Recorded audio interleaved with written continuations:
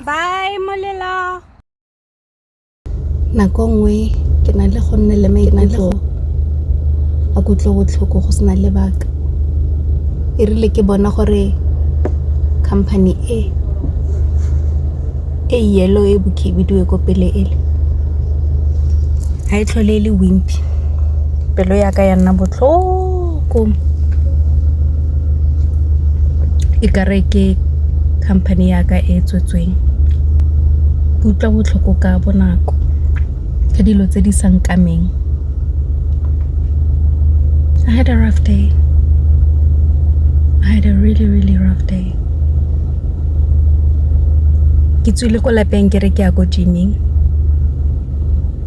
Ke tswa go tsaya diaparo tsa bana.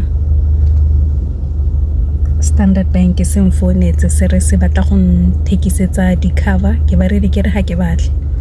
Bo go founa wa bobedi ke mo re ke re ga ke batle. Bo go founa wa boraro be ke tenega.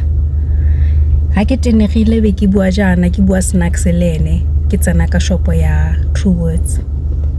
Cashier e be ntsheba gore o irang o se matlase o ntse yang ka nte hana maitseo ha itse gore history ya ka le motho mo phone e tswa kae.